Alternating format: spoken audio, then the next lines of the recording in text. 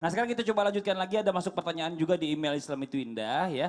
Dari email dari Tuti Alawiyah 2051@gmail.com. Assalamualaikum warahmatullahi wabarakatuh. Waalaikumsalam Waalaikumsalam warahmatullahi warahmatullahi wabarakatuh. Ustadz wabarakatuh. Ustazah, aku pengen tanya nih, kemarin kan ada bahas masalah parfum ya. Kan pakaian kita ini kalau dicuci suka pakai pewangi, itu hukumnya gimana ya? Boleh apa enggak? Terus apa hukumnya tanam bulu mata? Mohon pencerahannya Ustadz Ustazah. Terima kasih. Wassalamualaikum warahmatullahi wabarakatuh. Apalagi sekarang nih Ustadz Syam nih, di zaman musim hujan ini kan udah mulai masuk nih ya kan. Kadang-kadang kalau nggak pakai pewangi juga apek gitu. Nah ini Benar. bagaimana nih coba hukumnya kalau seandainya pakai pewangi tadi dari pas lagi dicuci gitu kan dipakai nggak pakai pewangi lagi tapi masih wangi. Betul, siap. Itu bagaimana? Dan bulu mata tadi, izin. Tanam bulu mata. Wah, agak luas nih pembahasannya. Bismillahirrahmanirrahim. Assalamualaikum warahmatullahi wabarakatuh. Waalaikumsalam warahmatullahi wabarakatuh. Alhamdulillah wassalatu wassalamu ala asyrafil anbiya wal mursalin sayyidina Muhammadin wa ala alihi wasahbihi ajma'in. Asbahna wa asbahal mulku lillahi rabbil alamin. Guru kami yang tercinta Ustazah Syifa, Mas Fadli dan seluruh guru kami yang sedang menyaksikan Islam itu Indah. Tanpa bermaksud menggurui ataupun mengajari, hukum parfum kalau untuk wanita yang pertama tidak boleh pakai parfum yang menyengat ketika keluar rumah karena siapapun laki-laki yang mencium baunya dianggap sudah berzina dengannya, maka dia mendapatkan dosa. Ketika wanita itu berniat memakai parfum itu yang menyengat, yang terlalu keras baunya sehingga mengundang laki-laki semua menengok kepada dia, karena ini kebiasaan jahiliyah. Yang kedua, parfum dalam sholat. Parfum dalam sholat. Orang kalau mau sholat harus terbebas daripada najis. Sedangkan sesuatu khamar itu yang memabukkan itu adalah najis. Jadi kalau alkohol itu kena pakaian itu tidak bisa dipakai untuk sholat. Sekarang pertanyaannya, apakah alkohol yang ada di parfum itu sama dengan alkohol yang memabukkan? Maka disinilah ulama berbeda pendapat. Ada yang mengatakan kata ahli alkoholnya beda. Yang dipakai di parfum sama yang diminum itu berbeda. Karena kalau ya alkohol yang dipakai buat parfum dan itu yang diminum, maka langsung bahaya bagi seseorang, langsung menyebabkan yang namanya matanya buta. Maka disinilah ulama mengambil berarti parfum alkohol itu masih boleh dipakai disemprot di baju, itu bukan najis untuk digunakan untuk sholat. Maka pewangi pakaian termasuk yang dipakai mencuci tadi itu it's okay menurut ulama yang satu ini. Yang kedua, tapi kalau kita menganggap bahwasanya alkohol yang dipakai dalam parfum itu adalah sama dengan alkohol yang ada di minuman, maka mutlak tidak boleh kita pakai untuk sholat. Karena itu mutlak najis. Sekarang pertanyaannya, alasannya adalah ternyata tidak semua yang dipakai mabuk itu adalah ada alkoholnya. Khamar itu tidak semua pakai alkohol.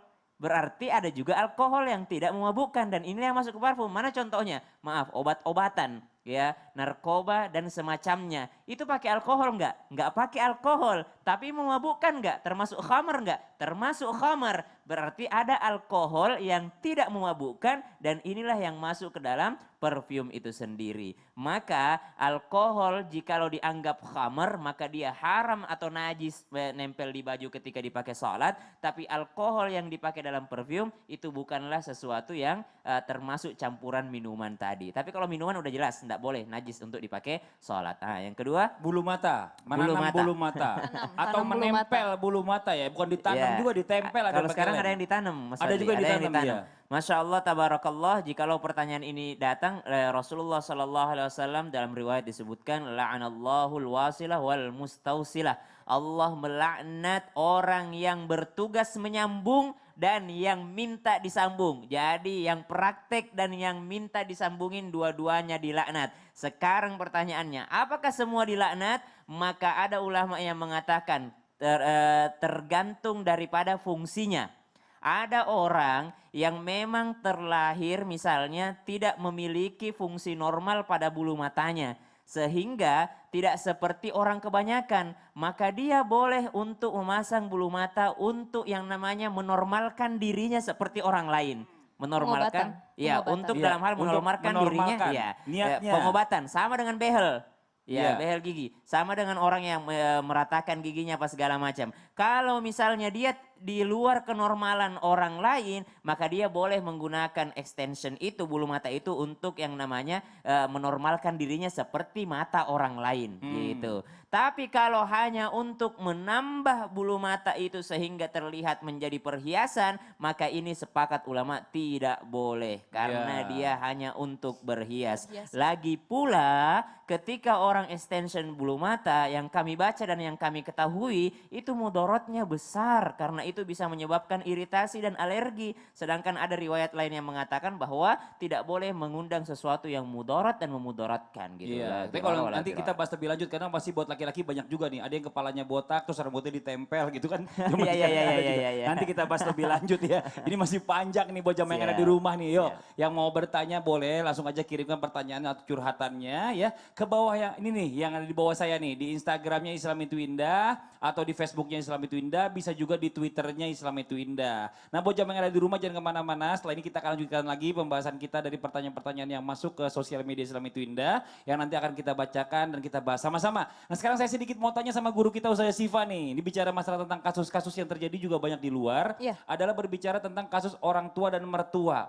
Yang mungkin karena ngerasa punya banyak pengalaman daripada anaknya. Saya lahir duluan. Saya pasti lebih paham untuk masalah ini. Nah ini bagaimana nih? Boleh nggak ikut ngatur rumah tangga anaknya? Iya, jadi banyak orang tua memang yang ternyata ikut campur dalam urusan domestik anaknya, rumah tangganya.